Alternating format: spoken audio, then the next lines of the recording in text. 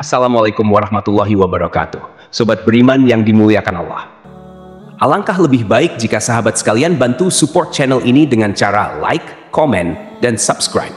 Semoga kita selalu dalam keadaan sehat walafiat, dilapangkan rezeki, juga dimudahkan segala urusannya. Amin ya robbal alamin. Al-Baqarah adalah surat kedua di dalam Al-Quran yang memiliki 286 ayat, 6.221 kata, dan 25.500 huruf, menjadikan Al-Baqarah sebagai surat terpanjang di dalam Al-Quran. Al-Baqarah sendiri memiliki arti sapi betina. Kisah ini berlatar belakang di masa dakwah Nabi Musa alaihissalam kepada kaum Bani Israel. Ketika itu ada seorang yang sangat kaya dari kaum Bani Israel. Orang ini sudah berusia tua dan tidak memiliki anak. Artinya, ketika ia meninggal dunia nanti, ahli warisnya adalah saudara-saudaranya. Tidak ada riwayat yang menyebutkan nama laki-laki tua ini. Namun, salah satu saudara sepupunya berharap untuk menjadi pewaris harta tersebut. Karena desakan hidup, ia tergoda untuk melakukan perbuatan yang tidak benar demi mendapatkan warisan. Akhirnya, ia membunuh saudara sepupunya dan membawa jasadnya ke perbatasan dua wilayah untuk mengaburkan pelakunya. Konflik pun terjadi antara kedua wilayah, karena masing-masing saling menuduh. Ketika situasi memanas dan perang hampir pecah, seorang kakek bijak menyarankan mereka untuk menemui Nabi Musa guna mencari solusi. Nabi Musa kemudian berdoa kepada Allah Subhanahu wa Ta'ala agar diberi petunjuk untuk menyelesaikan masalah ini. Allah memberikan wahyu kepada Nabi Musa agar mereka menyembelih seekor sapi betina sebagai bagian dari solusi untuk menemukan pelaku. Awalnya, kaum Bani Israel merasa bingung dan heran dengan perintah ini. Tetapi Nabi Musa menegaskan bahwa ia hanya menyampaikan perintah Allah dan tidak bermaksud main-main. Akhirnya, mereka mengikuti perintah tersebut, dan melalui mukjizat Allah, pelaku pembunuhan pun terungkap. Dari sini timbul pertanyaan, kenapa harus sapi? Bukankah bisa dengan hewan lainnya seperti kambing atau unta? Para ulama mengatakan bahwa di dalam hati orang-orang Bani Israel ketika itu masih ada kecenderungan menuhankan sapi. Sebagaimana kisah yang diceritakan, Samiri pernah membuat patung sapi untuk menggantikan Allah Subhanahu wa Ta'ala. Setelah diperintahkan untuk mencari sapi betina oleh Nabi Musa, bukannya langsung mencari. Orang-orang Bani Israel malah menanyakan, mau sapi yang seperti apa? Mau yang bagaimana? Mau warna apa?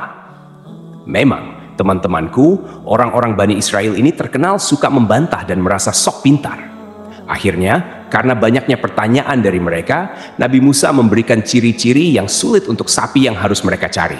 Nabi Musa berkata, carilah sapi betina yang tidak terlalu tua dan tidak terlalu muda, tidak terlalu kecil, dan tidak juga terlalu besar.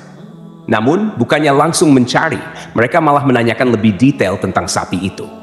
Mereka berkata, wahai Musa, berdoalah kepada Tuhanmu, mau seperti apa warna sapinya?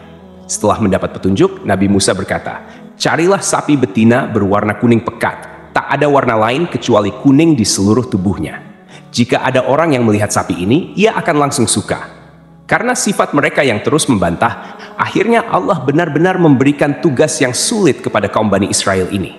Jika saja dari awal mereka langsung mencari sapi tanpa bertanya ini dan itu, tugas ini tentu akan lebih mudah. Akhirnya, penduduk Bani Israel mulai menyebar untuk mencari sapi yang dimaksud. Sobat beriman yang dimuliakan Allah, kita tahan dulu kisah ini. Kita beralih ke kisah yang lain. Ada sebuah keluarga yang hidup dalam kemiskinan. Sebelum meninggal dunia, ayahnya menginfakkan seluruh hartanya dan hanya menyisakan seekor anak sapi betina untuk anak dan istrinya. Artinya, satu-satunya harta mereka adalah sapi warisan ayahnya. Ketika anak ini tumbuh dewasa, ia sangat berbakti kepada ibunya. Setiap hari, anak ini pergi ke hutan untuk mencari kayu bakar, membawanya ke pasar, lalu menjualnya. Hasilnya ia belikan makanan untuk dirinya dan ibunya di rumah. Ia terus melakukan ini demi menyambung hidup. Suatu hari, ibunya berkata, sesungguhnya ayahmu dulu telah mewariskan seekor anak sapi betina untukmu. Ia meninggalkannya di dalam hutan. Pergilah, ambil hakmu atas sapi itu. Akhirnya, pemuda ini memutuskan pergi ke hutan. Di sana, ia menemukan sapi warisan ayahnya, lalu membawanya pulang ke rumah. Sesampainya di rumah, ibunya berkata, engkau adalah orang fakir dan tidak memiliki harta. Engkau kerepotan mencari kayu bakar di siang hari dan melakukan qiyamul lail di malam hari. Oleh karena itu, pergilah jual sapi ini di pasar dengan harga 3 dinar. Pemuda ini pun membawa sapi ke pasar untuk dijual. Ketika sedang menunggu pembeli, tiba-tiba datang seorang laki-laki. Di sini Allah sedang menguji hambanya yang saleh ini. Apakah ia amanah dalam menjalankan tugas dari ibunya? Allah mengutus seorang malaikat yang menyamar menjadi manusia. Laki-laki itu berkata kepada pemuda penjual sapi, "Wahai anak muda, engkau jual sapi ini berapa?" Pemuda itu menjawab, "Aku menjualnya dengan harga 3 dinar, dengan catatan ibuku meridhoinya." Lantas laki-laki itu berkata lagi, "Aku beli sapi ini dengan harga 6 dinar, tapi engkau tak perlu meminta persetujuan kepada ibumu. Kau ambil saja 3 dinar secara diam-diam, dan 3 dinar sisanya kau berikan kepada ibumu." Pemuda itu berkata, "Seandainya engkau memberikan emas sebesar sapi ini pun, aku tidak akan memberikannya kecuali dengan ridho ibuku." Kemudian pemuda ini pulang dan menceritakan kepada ibunya tentang harganya. Lalu sang ibu berkata, "Kembalilah ke pasar, jualah dengan harga 6 dinar berdasarkan ridho dariku." Pemuda itu pun kembali ke pasar, menemui malaikat yang menyamar sebagai pembeli tadi, dan berkata, "Ibuku menyuruhku menjual sapi ini dengan harga 6 dinar, tidak kurang dan tidak lebih." Tuan laki-laki itu berkata, "Saya akan membeli sapi ini dengan harga 12 dinar. Kau bisa ambil 6 dinar untukmu, dan 6 dinar sisanya kau berikan kepada ibumu tanpa perlu ibumu tahu harga sesungguhnya." Namun, pemuda ini tetap menolak tawaran tersebut. Ia pulang menemui ibunya dan menceritakan hal ini. Lalu ibunya berkata, "Sungguh, orang yang mendatangimu itu adalah malaikat dalam bentuk manusia yang diutus Allah Subhanahu wa Ta'ala untuk mengujimu. Jika ia datang lagi, katakan padanya, 'Apakah engkau memerintahkan kami untuk menjual sapi ini atau tidak?'" Pemuda itu pun berangkat lagi ke pasar. Ia bertemu lagi dengan malaikat yang menyamar tersebut dan menyampaikan pesan ibunya. Laki-laki itu berkata, "Jangan jual sapi ini sampai datang suatu hari nanti. Akan ada orang yang membelinya atas perintah dari Nabi Musa. Juallah sapi ini dengan harga emas seberat bobot sapi ini."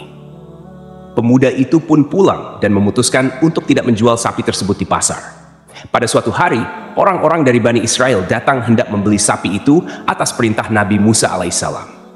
Pemuda itu berkata, "Silakan Tuan, aku menjual sapi betina warisan ayahku ini dengan harga emas seberat bobot sapi ini." Artinya, jika bobot sapi itu 1 ton, maka harganya juga emas seberat 1 ton. Orang-orang dari kaum Bani Israel pun terkejut mendengar harga tersebut. Akhirnya, mereka patungan untuk mengumpulkan emas sebesar itu. Sapi betina tersebut pun dibeli dengan harga sesuai bobotnya. Teman-temanku seiman, sapi itu kemudian dibawa kepada Nabi Allah Musa alaihissalam. Sapi tersebut disembelih, lalu Nabi Musa mengambil bagian paha kaki sapi itu dan memukulkannya ke jasad Syam atas izin Allah Subhanahu wa Ta'ala. Jasad yang sudah meninggal ini tiba-tiba bangkit dari kematiannya. Nabi Musa pun berkata kepadanya, "Wahai Syam, siapa di antara mereka yang membunuhmu?" Lalu dengan isyarat tangan, jasad Syam menunjuk kepada saudaranya, Uhaiha. Setelah itu, Syam kembali meninggal dunia. Akhirnya, diketahuilah siapa yang membunuh Syam. Uhaiha langsung ditangkap dan diberi hukuman atas perbuatannya. Akhir kisah, ada riwayat yang mengatakan bahwa pemuda saleh yang tiba-tiba kaya raya tadi menikah dengan istri dari Syam, seorang pedagang kaya raya. Pemuda itu pun menjadi semakin kaya atas pernikahannya tersebut. Wallahu alam bisawab. Jadi itulah kisah tentang sapi betina dalam surah Al-Baqarah. Semoga kisah ini bermanfaat. Lebih dan kurangnya mohon dimaafkan. Yang benar datangnya dari Allah Subhanahu wa Ta'ala. Sedangkan khilaf atau keliru datangnya dari saya pribadi sebagai manusia biasa. Sampai jumpa di kisah-kisah seru dan penuh makna selanjutnya. Saya akhiri. Wassalamualaikum warahmatullahi wabarakatuh.